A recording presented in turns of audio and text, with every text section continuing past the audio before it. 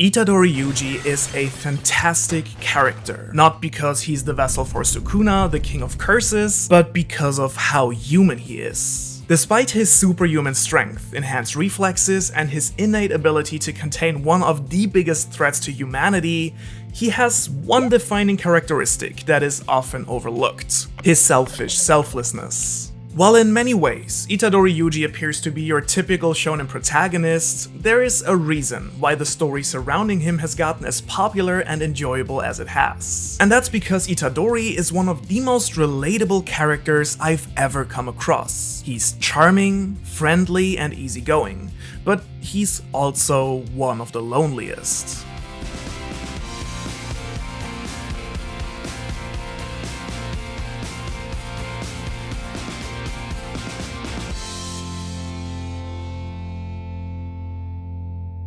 On the surface, Itadori is your typical shonen protagonist high school student. As many quote-unquote straightforward protagonists, he gets portrayed as kind, adventurous, and somewhat simple, academically speaking. However, in his case, this is a little bit less extreme as with some of the more idealistic characters such as Luffy, Naruto, or Asta. While these characters represent certain ideals expressed on a grander scale that the audience can then look up to, I think Itadori embodies a much more down-to-earth and genuine version of these traits, with his one and only goal being to live by the last words of his grandfather.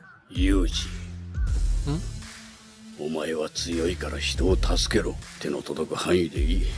And that makes him less of an unattainable ideal and more of a relatable equal. A big portion of Itadori's charm comes from him being overall just a regular guy who seems pretty fun to spend an afternoon with. This also makes him a much more flexible and malleable character with the ability to look past animosity and make friends of enemies. We can see this in his relationship with Junpei, and again later with his instant besto friendo Todo.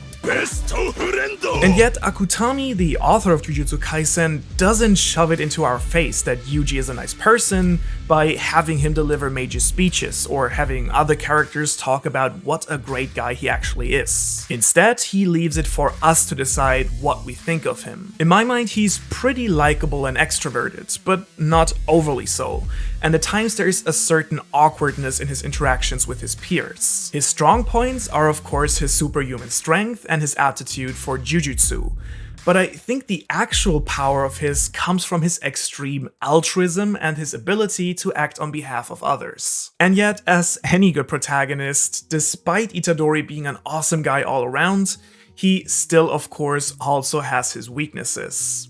One thing that isn't quite obvious from the start, I think, is that Itadori actually has a really strong sense of emptiness and loneliness. Now, since we know very little about his past, it's actually quite hard to tell why this is the case despite his very charismatic and extroverted nature. 寂しがりなんでね。いっぱい人を助けて、俺が死ぬとき、大勢に見とってほしいんすよ。 There is an answer to this question, however.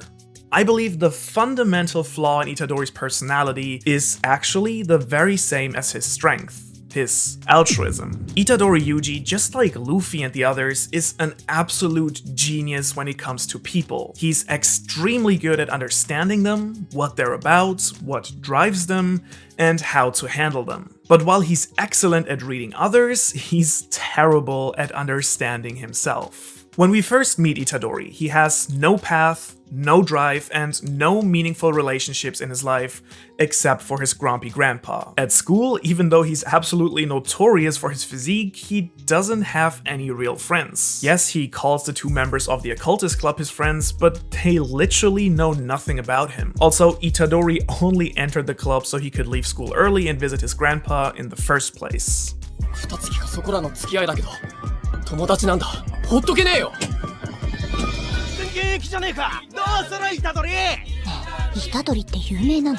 And so, when he ultimately loses his grandfather, the only person he was ever close to, he falls into grief and a very deep sense of loneliness. With no friends and no purpose, and suddenly presented with the world of Jujutsu, Itadori latches onto his grandfather's dying wish: help others and die surrounded by friends. And he's actually fully aware that this is probably not the right thing to do, as he calls it his own curse. せ呪いかかってんだわ。他人の指図で君は呪いに立ち向かうと。 But with nothing else to hold on to, it thus becomes his drive. As a result, we see Itadori risking his life on a regular basis, sometimes quite unnecessarily. More than once, he just rushes into situations with no regard for his own health or life.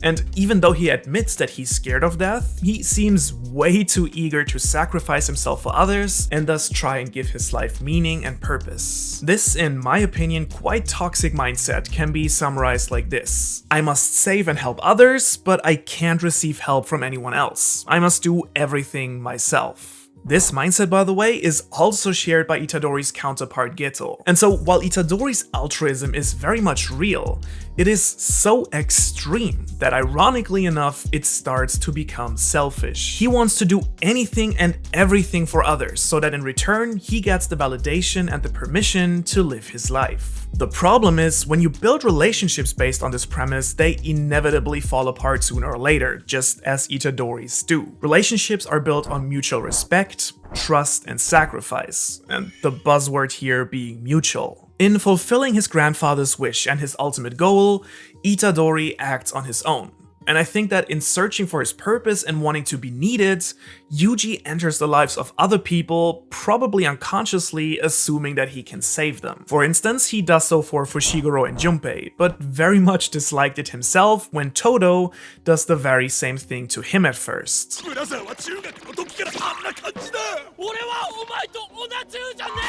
In short, Itadori looks for purpose and validation by making everything in his life about others. Therefore, his character arc is all about learning to form real relationships built on mutual feelings, mutual hardship, mutual forgiveness, and mutual sacrifice. I think Itadori's character needs to find a real purpose, not to die for others, but one that's actually worth staying alive for, forming bonds that give meaning to his life and make him appreciate how precious it actually is. The central theme and moral argument of Jujutsu Kaisen is the question, what constitutes a good life that is worth living? And Itadori, as the main protagonist, is starting his arc with a very dangerous and self-destructive answer to this question.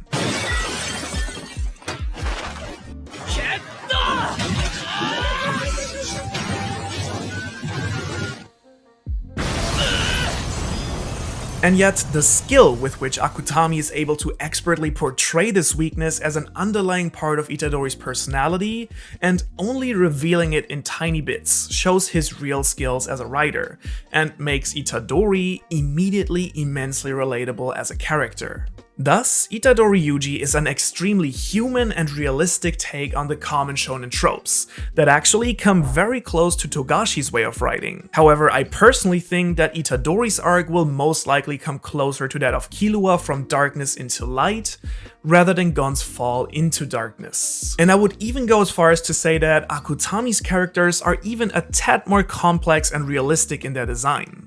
Satoru Gojo, Itadori's mentor, comes to mind here as well, who is eccentric, intimidating, funny, and so much more at the same time. 手出して。ほらほら。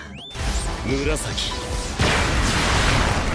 These deep personalities, complex motivations, and relationships, all combined with the gory and fantasy-like elements set in a real-world setting, have created a fantastic story world for us to explore. And speaking of Gojo, you can watch his analysis right here. Thanks so much for watching. Peace.